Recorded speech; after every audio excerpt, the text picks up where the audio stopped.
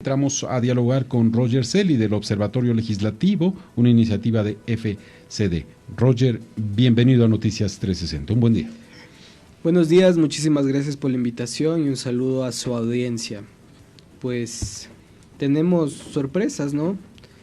Creo que la nueva legislatura, a diferencia de en otros periodos, ya se puede prever y creo que la nueva legislatura podría marcar incluso un triunfador y un perdedor en las próximas elecciones para presidente y vicepresidente. Con esto, Roger, se ve un conjunto y estoy haciendo ese análisis. Claro, Daniel Noboa, exasambleísta, después del debate, dicen los expertos, el crecimiento de él no fue una tendencia, fue vertical en tan poco tiempo. ¿Cómo explicar esta situación? Bueno, hay algunos análisis ahí. En primer lugar, creo que el eco del debate, más allá del debate, creo que juega un papel fundamental. Las redes sociales, si ustedes se fijan, tienen una presencia mayoritaria de spots pequeños, pastillas de Daniel Noboa. Del debate. Y del debate y de frases que se dijeron en el debate. Entonces creo que ellos supieron capitalizar esa percepción positiva que tuvo Noboa. Él lo subió a su TikTok, ¿no? Exacto. Ahí están toditas. Y la familia también le hace lo propio. Claro, y yo creo replica. que su papá tiene un arrastre positivo a Daniel Noboa. Recordemos que Álvaro Noboa en sus mejores tiempos siempre estuvo en la pelea, no es que fue el candidato que quedaba al último. Entonces creo que ese voto, digamos, histórico que se dio por Álvaro Noboa, creo que se adherió en alguna medida a Daniel. Y en ese sentido, pues hay un arrastre tanto de su padre, de su familia, que hacen que un candidato desconocido hace pocas semanas sea conocido, pero ahí hay un punto importante. No es que el desconocido se hace conocido por nada, sino porque tiene antecedentes. Se está evaluando ya de Daniel Noboa la gestión como legislador. Y es una gestión, al menos en la Comisión de Desarrollo Económico, que parece ser positiva. Es una de las comisiones que más proyectos de ley logró, digamos, destrabar en las comisiones para que pasen al Pleno de la Asamblea Nacional y sean leyes, más de 10. Ahora, un factor, Roger, es para segunda vuelta, uno dice, bueno, vamos a un debate, yo voy a destapar tus pecados, esa es la tarea del adversario político, voy a maximizar tus debilidades, de ida y vuelta, pues, ¿no? Sí. Pero ahora, la pregunta es la siguiente, ¿qué resistencia genera Daniel Noboa? Bueno, creo que la única resistencia que tratan de posicionar, porque no hay otra, en realidad, incluso lo del papá es positivo, es la resistencia de que podría ser un Lazo 2.0, en el sentido de que es empresario, pero Daniel está marcando mucho la diferencia entre empresario y banquero. Él incluso en sus entrevistas ha dicho el banquero, y ha utilizado algún término peyorativo, no es lo mismo que el empresario. El empresario es emprendedor. Ya está generador de empleo. Exacto, y el discurso de él es, yo me parezco al emprendedor. Él dice, a mí me encanta reunirme con emprendedores porque tienen mi misma visión, son creativos, son innovadores. Entonces él, desde mi punto de vista, se está logrando diferenciar como emprendedor. Y en segundo lugar, y es un punto más objetivo, porque ese tema podría ser subjetivo, es el número de legisladores. Él tiene apenas uno más de lo que tuvo Lazo, 13. Pero el punto interesante acá es que la Asamblea Nacional que podría enfrentar Noboa es radicalmente distinta. Tuvimos en el 2021 90 curules de centro-izquierda, considerando centro-izquierda, aún es Pachacutic y la izquierda democrática, y eso baja a 57. Y tuvimos en 2021 30 curules de centro-derecha, considerando evidentemente que el centro-derecha es Creo y lo que le sigue. ¿Partido Social Cristiano? El Partido Social Cristiano.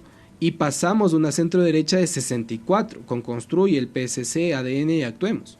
Entonces, si Daniel Noboa tiene la habilidad política de, en este momento, lograr alianzas más sólidas con esta centro-derecha, creo que incluso supera el número de legisladores que tiene la centro-izquierda, que es 57. Y creo que esto podría ser un indicador de que Daniel Noboa tiene más posibilidades de alcanzar la presidencia de la República. Partido Social Cristiano creo que tiene 18 asambleístas, 18. Según está dado. ¿Tú nos puedes dar un panorama a breve rasgo cómo quedaría la conformación? Sí, la conformación de la Asamblea Nacional aplicando el método de Webster, pues nos dice que la Revolución Ciudadana tiene 50 legisladores, uno más de lo que tuvo en 2021. Construye tiene 26, sin contar obviamente el de Gente Buena, que parece que se separa de esta alianza. Ya está dado, claro. Sí. 18, el PSC y sus alianzas. Ahí es importante señalar que el PSC es una de las organizaciones políticas que logra duplicar su número de legisladores porque naturalmente tiene 8, pero las alianzas hacen que crezca el doble. ADN tiene 13, ADN, PID, Mover. 7 legisladores de Actuemos, que es la alianza Suma Avanza. 6 de movimientos locales, que aparecen movimientos que nunca he escuchado en mi vida, al menos yo, pero aparecen y por el método de Webster. 4 Pachacutic y 3 de Claro que se puede, que es de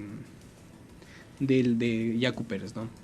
Entonces, Revolución Ciudadana 50, Construye 26, Partido Social Cristiano 18, ADN 13, Actuemos 7, 4 de Pachacutic y Claro que se puede 3. De movimientos locales 6. Sí, siguiente pregunta, Roger. ¿Qué tal la gobernabilidad en ese ámbito? ¿No? Porque claro, con 50 no me alcanza para tener los 70 de alguna manera. Ahora, ¿cómo busco alianzas? Bueno, ahí habría que ver si es que realmente Claro que se puede va a votar con la izquierda, con la Revolución Ciudadana.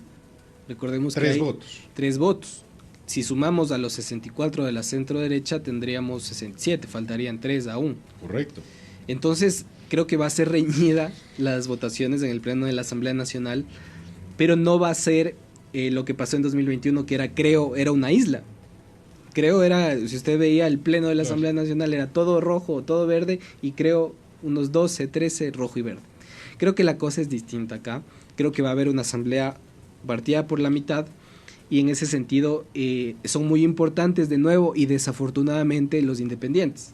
Esos movimientos locales que son 6 votos que podrían inclinar la balanza de un lado o del otro. Entonces ahí está el punto del asunto, cómo los candidatos actualmente hoy en día están haciendo negociaciones que deberían ser transparentes, por supuesto, claro, para lograr gobernabilidad en la Asamblea Nacional. Yo creo que es menos complicado de lo que tuvo Guillermo Lasso, mucho menos complicado. Menos complicado, pero había las cifras, no sé si las tenga a mano, creo que aquí están. Y comparando con lo anterior, es bueno comparar, no se va a repetir, pero bueno, tú recordarás que al final, en la segunda vuelta, Guillermo Lasso obtuvo el 52,36% y Andrés Arauz el 47,64%, y en la primera vuelta Guillermo Lasso tuvo el 20,05% y Andrés Arauz el 31,74%.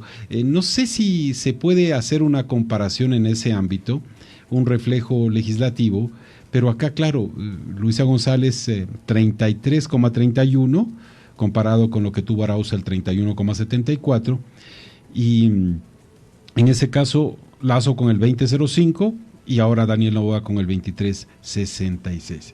No es tan alejado, ¿no? O sea, no, hay una importante, pero sigue siendo un panorama para analizarlo. Me refiero a la segunda vuelta electoral, Roger. Sí, por supuesto. El arrastre, porque ese es el fenómeno que ocurre actualmente, es proporcional. Creo que Daniel Noboa se parece mucho al Guillermo Lasso, que logra 12 curules. Lo propio Luisa González, y ahí hay una diferencia. Creo que Luisa no arrastra, porque recordemos que estamos aplicando método de Webster, y me parece que quien vota por la Revolución Ciudadana es el militante. ¿Por qué? Porque a Luisa le va... Bueno, a Luisa no, ahí hay que diferenciar por el método. A la Revolución Ciudadana le va mejor en las legislativas en términos de votos que en las presidenciales. Si es que Luisa hubiese tenido proporcionalmente el número de votos de la legislatura para su presidencia, Luisa era presidenta hoy en día. Eso es algo bonito a analizar. Todos creemos que el candidato es el que ala el bloque legislativo, ¿no? En este caso, en el caso que tú mencionas no pasa eso. Y diferente. Lo pasa con Jan Topic lo mismo. Jan Topic no arrastra. Jan Topic, no era el PSC. El PSC logra sus 18 legisladores por su permanencia de partido político en las distintas provincias. Si Jan Topic hubiese sido PSC 6 en campaña, el PCC hoy en día tendría más legisladores, ¿no? Pero no es así. ¿Cómo se eligieron antes? ¿Bajo qué método? Igual. De Hunt. Hunt. De Hunt. Hoy en día es el de Webster. Bueno, el método de Hunt tiene mayor prospectiva a separar o aislar a las organizaciones políticas pequeñas. El método de Webster es más generoso. Con pequeñas proporciones de votos entran más organizaciones políticas pequeñas. El método igual cambia de listas abiertas a cerradas. En este caso ya no estamos votando por personas. Tú como votante ya no puedes ir a la papeleta y discriminar y decir este fue corrupto, no le voy a dar el voto. Uh-huh. Acá es todos, entre quien entre. Y en ese sentido entraron, y es curioso, legisladores que fueron duramente cuestionados en el periodo 2021-2023. Por ejemplo, Egner Recalde, que tuvo una denuncia de diezmos y vuelve a la legislatura, a pesar de eso, a pesar de ser cesado. Boris Estupiñán, por ejemplo, llega a la legislatura nuevamente, a pesar de no haber presentado ningún proyecto de ley. Entonces la gente, y no responsabilizo a las personas, votó por las organizaciones políticas. Ahora. Y además es cerrado. Y además es cerrado, por supuesto. Entonces, la gente hoy en día no tiene la oportunidad de discriminar de lo que siempre se suele decir que es una verdad de perro grullo, que es vamos a votar por buenos candidatos. Ya no es así. Hoy en día, los partidos políticos son los responsables de incluir a gente proba para la legislatura. La gente ya no tiene la oportunidad de discriminar. Hoy en día son los partidos políticos. Ahora, con esta experiencia, Roger, queda un año, 6 meses que estarán bajo la lupa de la ciudadanía y sin duda, Izquierda Democrática, sin duda, Pachacutic, para poner dos, el desempeño en estas votaciones ha sido lapidario, ¿no? Izquierda Democrática desaparece del mapa. Así ya simple. No tiene uno. Y eso da cuenta de que hay problemas en las organizaciones políticas. ¿Cómo pasas de tener 18 a tener 0? Uh-huh. Es impensable. El efecto Javier Herbas, que fue en un inicio fundamental, ahora ya no. Ahora ya no es importante. Entonces, desafortunadamente, Pachacuti igual, le pasa lo mismo.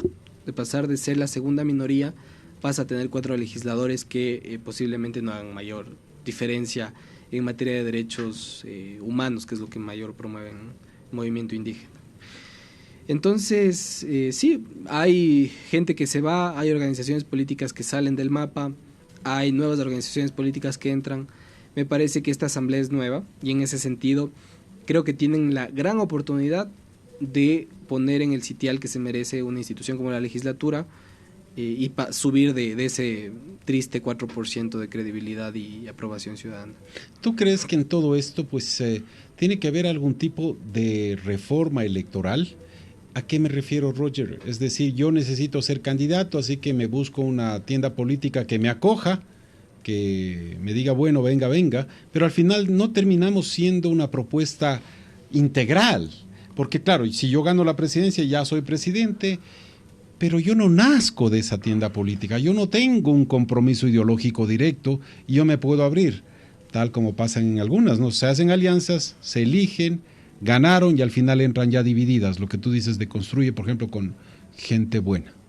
Sí, efectivamente son necesarias al menos 3 reformas de materia electoral. En primer lugar, es necesario promover, porque no se puede prohibir que hayan invitados en las organizaciones políticas, creo que eso sería un error, pero al menos bajar el porcentaje de invitados que no son militantes ni adherentes. Creo que para presidente y vicepresidente de la República sí debería haber el candado de que sí sean militantes, que sean adheridos, uh-huh. Pero para la legislatura sí, definitivamente podrían haber invitados, ¿no? En segundo lugar, me parece importante una reforma en materia electoral, y es que se evalúe posiblemente que haya una segunda vuelta en la legislatura. Sería importante que... ¿Que se elijan en segunda vuelta?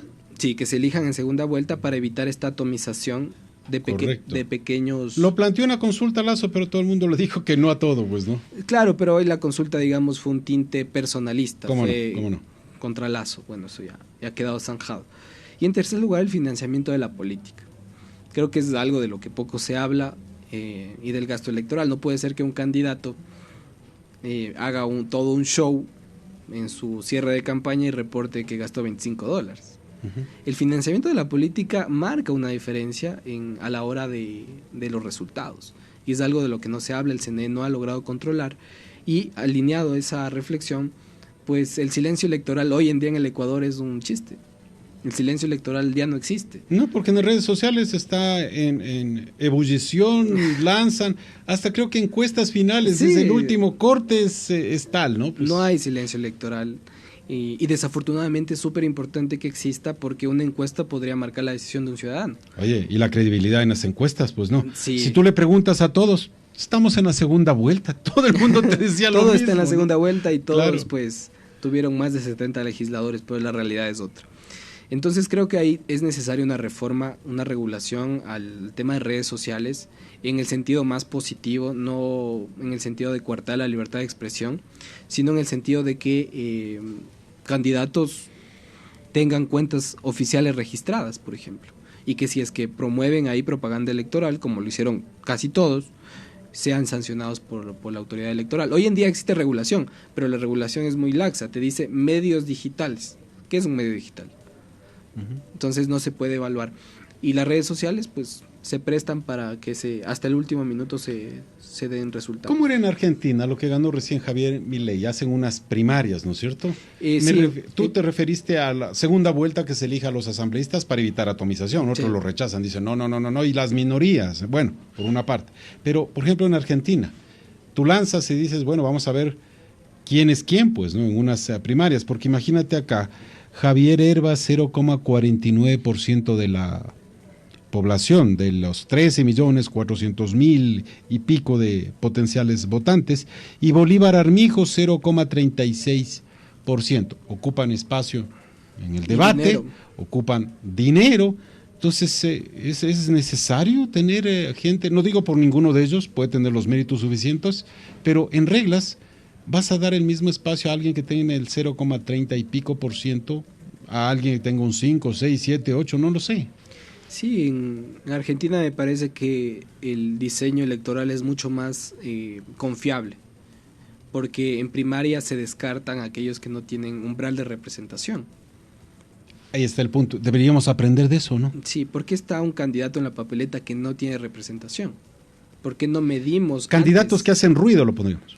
Claro, candidatos que hacen ruido, que tienen la tarea de ayudar a que no desaparezca la organización política, que tienen la tarea de posicionarse, de usar como trampolín para distintos objetivos, pero no tienen representación, insisto. O sea, no hay detrás personas pidiendo demandas de esas organizaciones políticas que sean procesadas.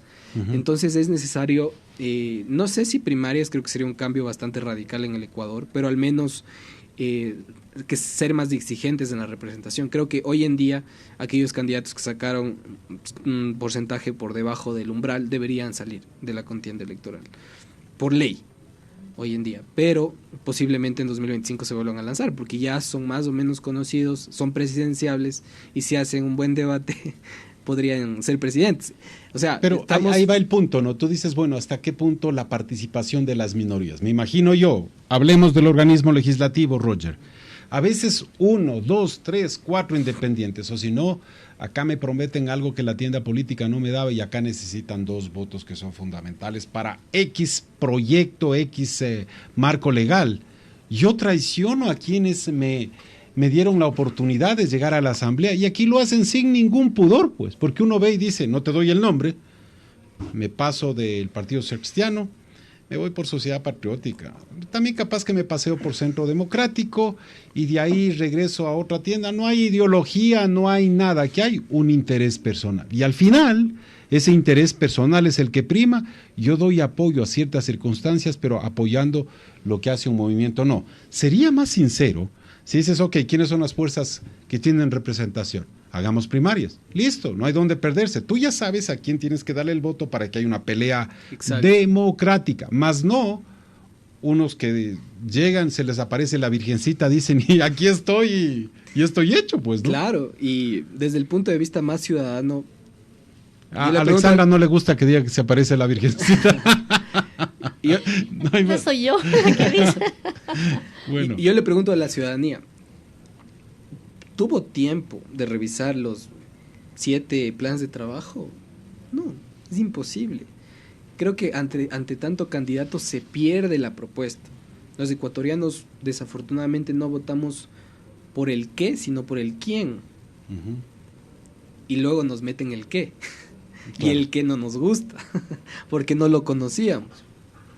Entonces, creo que ahí hay un punto de debate, y es que qué tanto son positivos los legisladores de minorías en la Asamblea Nacional. Minorías no en el sentido bonito de la palabra, que es representar a pueblos minoritarios y demás, sino son minorías porque logran 1 o 2 curules de esas organizaciones políticas. Y eso se puede evaluar, afortunadamente. Si tú te fijas en los proyectos de ley que presentan estas minorías, es 1 o 0. Mira, el ejemplo claro que se me viene de Roger es Fabián Alarcón, expresidente del Congreso Nacional y presidente de la República, ¿no es cierto? Claro, él Entonces, hace... ¿cuántos tenían ellos? 3 o 4, no me Sí, acuerdo exactamente. no más. No más. Y al final las grandes bloques no se ponían de acuerdo, ni el uno ni el otro, y al final dijo él, aquí estoy, quieren los votos, no sé si era del FRA en Sí. esa época, y él resultó electo presidente del Congreso Nacional y después llegó a la presidencia. Claro, apoyo popular en comparación con el resto, no hay cómo comparar. No, exactamente, no hay representación, y ahí es donde vamos. Esto es un círculo vicioso. Hoy elegimos mal, entre comillas, tenemos problemas, y esto se traslada a que leyes que deberían ser procesadas no se procesan, como la ley de minería, el Código de la Salud. O ley que deberían niñez, ser aprobadas tampoco las consideran, la de extensión de dominio. por ejemplo, que sí pasó, digamos, pero pasó incompleta, le falta un par de piernas para caminar esa ley, no es como debería ser. Y en ese sentido, no se aprueban leyes, no hay política pública y volvemos a votar. Y Ujú. volvemos a seguir votando por legisladores que posiblemente no nos van a representar, porque no tienen representación. Entonces, igual, es que hay varias cosas que están mal. Legisladores nacionales, ¿todos nacionales o todos provinciales? ¿Qué diferencia hay? Claro. No hay ninguna diferencia.